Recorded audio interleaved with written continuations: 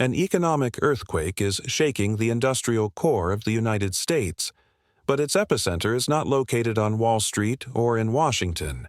Rather, it lies in the empty production lines of Michigan and the silent factories of Indiana. During Donald Trump's administration, tariffs once touted as shields to protect American manufacturing have unleashed a quiet yet devastating chaos. Stellantis, a key player in Detroit's automotive revival, recorded a massive loss of $7 billion in just the first half of 2025 alone, impacted by tariffs that drained $347 million directly from its operations. What began as a promise of national recovery now appears as one of the deepest industrial crises of the century, with factories halted in Windsor and Toluca and massive layoffs affecting nearly 900 employees in the United States. Hopes for an automotive resurgence are rapidly crumbling.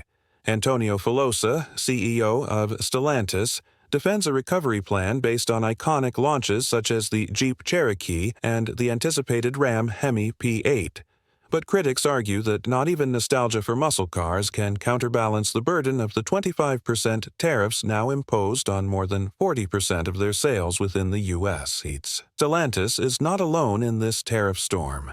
General Motors and Ford are also caught in it. GM has had to lower its profit projections for 2025, warning that additional costs will range between $4 and $5 billion. Ford, in turn, has completely withdrawn its annual guidance and anticipates an impact of $1.5 billion for each vehicle made in the U.S., adding up to $5,000 in extra costs that inevitably pass on to consumers. This situation has forced Ford to scale back its ambitions in electric vehicles and implement emergency production shifts in Indiana plants, measures that seem more about survival than growth strategies. The repercussions are not limited to companies. American consumers are already feeling the impact in their wallets, with luxury vehicles seeing a 10% price increase and the threat that Ford's SUVs might follow suit. Meanwhile, unions in Michigan and Ohio are preparing for further job cuts as automotive executives quietly explore the possibility of relocating production abroad. A bitter irony considering tariffs were supposedly meant to protect those very jobs. Amid this industrial drama, inevitable questions arise. Are tariffs truly tools to defend the economy, or have they become double-edged swords undermining the very foundation of the industry they intended to save? Uncertainty grows, and what is at stake is not just Stellantis's balance sheet, but the manufacturing legacy of an entire nation. As engines fall silent in Detroit, another crucial cog in the U.S. economy is unraveling: the integrated supply chain between the United States, Canada, and Mexico. This system, which for decades operated as a perfectly coordinated industrial symphony, has been fractured by tariff barriers imposed under the Trump administration. Steel and aluminum now face levies of up to 50%. And vehicles assembled in Canada and Mexico carry similar additional costs, turning the historic advantage of free trade into a heavy economic burden. Stellantis, whose cross-border production model depended on this logistical fluidity, now suffers the consequences of a trade strategy that has weakened the very pillars supporting Made in America. Canada, which directly employs 125,000 people in its automotive sector and supports nearly 500,000 indirectly, has had to delay key electric vehicle regulations to avoid total factory collapse. Unions on both sides of the border denounce early layoffs, while small communities in Michigan face alarming economic deterioration. Critics suggest that instead of repatriating jobs, tariffs are encouraging automakers to avoid North America altogether, seeking more stable alternatives in Asia and Europe. But the impact does not end there. What began as a trade war has turned into a global offensive against U.S. tariff policy. Canada has already retaliated with tariffs on U.S. vehicles and intensified tensions in sensitive sectors such as energy and agriculture. In Europe, the prospect of a 30% tariff on cars manufactured in the European Union has raised alarms in Berlin and Paris, with warnings of tens of thousands of jobs at risk. Japan estimates export losses near $17 billion, while South Korea has launched a $2 billion rescue plan to protect 340,000 automotive workers. As U.S., isolation deepens. Former allies explore new trade routes, from BRICS corridors to Eurasian supply agreements, building bridges among themselves while distancing from Washington. China, meanwhile, has received a 100% tariff with apparent indifference. Rather than responding with a direct attack, China has strengthened its industrial presence in Europe and Southeast Asia, seeking to consolidate its production autonomy as the United States faces growing internal challenges. Experts point out that this strategy, designed to reaffirm U.S. leadership, might be conveying vulnerability rather than strength. According to one economic analyst, what started as America First could turn into America Alone. Meanwhile, the current administration maintains its national protectionist rhetoric despite growing international skepticism. The lingering question is inevitable. Is the U.S. economy truly protected, or is it heading toward isolation that could redefine its role in global trade? Amid this worldwide wave of tariff tensions, Stellantis has not given up.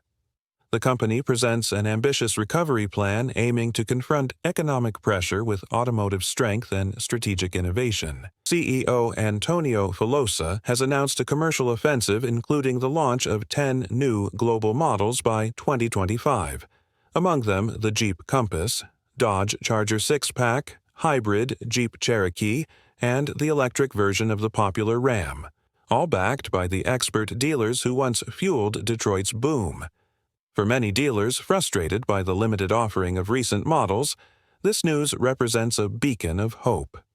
The return of icons like the Ram Hemi V8 5 7-liter has been enthusiastically received by loyal customers seeking power, tradition, and reliability amid economic uncertainty.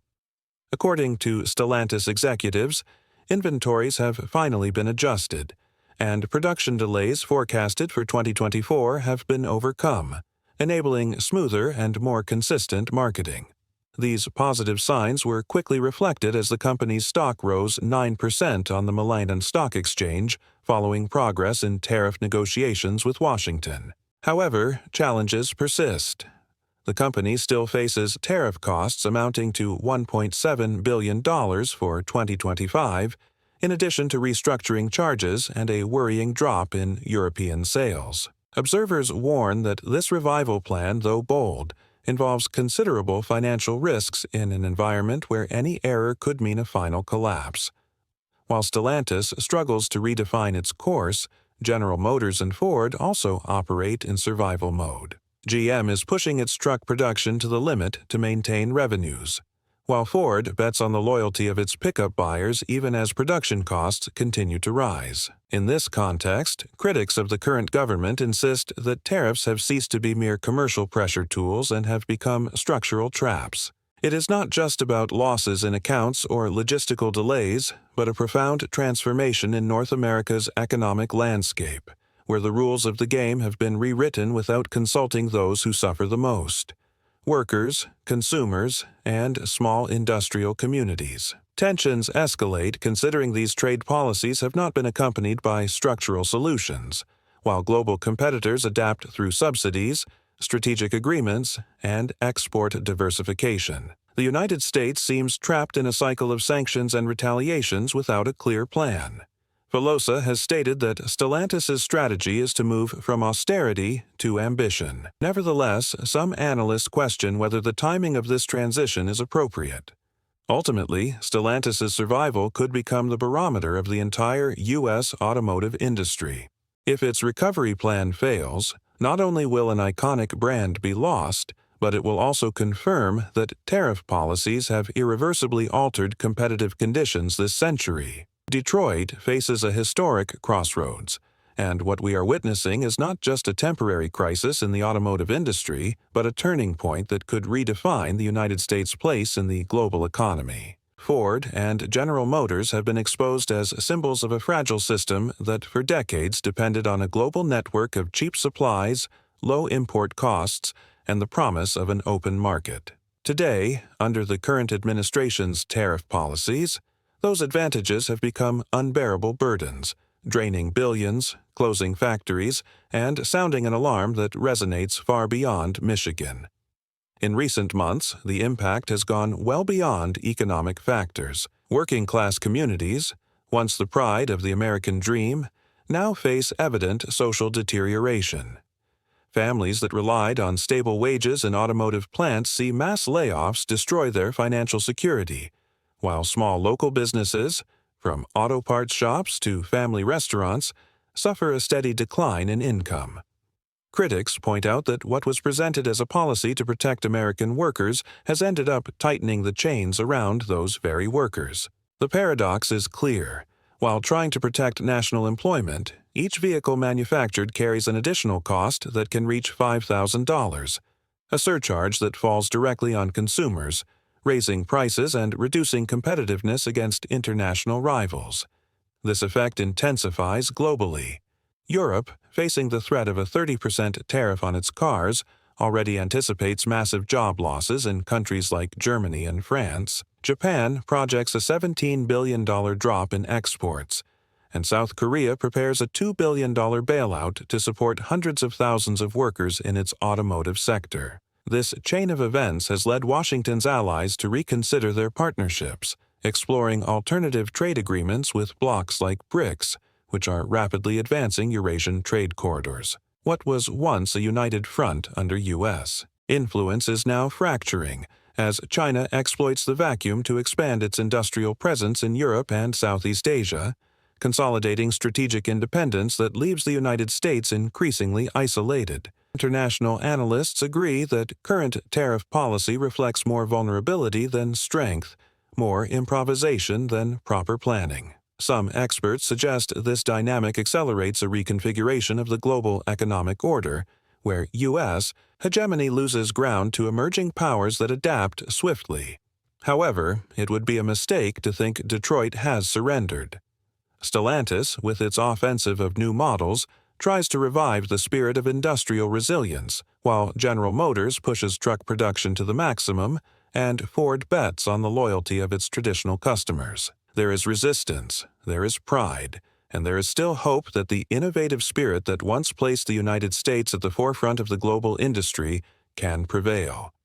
But the question dividing politicians, economists, and ordinary citizens today is whether that resilience will be enough to face the political and economic storms ahead. From Congress in Washington to workshops in Ohio, the debate is intense. Some defend tariffs as a necessary step to recover economic sovereignty, while others consider them a strategic mistake that is undermining the very foundations of American competitiveness. Critics argue that without a comprehensive plan for modernization and international cooperation, these tariffs are nothing more than an improvised wall against a sea of inevitable changes. Observers warn that if Stellantis fails to overcome this crisis, the impact will not only be business-related but also cultural and symbolic. It will mean that Detroit's golden era has definitively passed.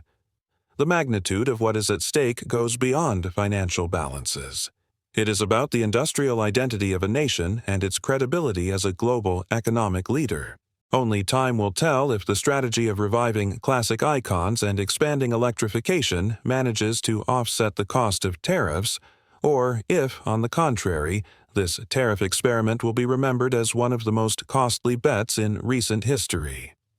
And here I leave you with the big question to you, viewers and citizens who live day by day with the consequences of these policies. Do you believe these measures are truly protecting American workers, or are they exerting even greater pressure on families? Share your opinions in the comments because your voice is essential in this debate.